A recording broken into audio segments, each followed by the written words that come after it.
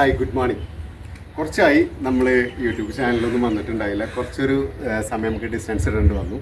ഇപ്പം നമ്മൾ മസാജിൻ്റെ വീഡിയോസ് നമ്മളിനി റീപോസ്റ്റ് ചെയ്യുകയാണ്.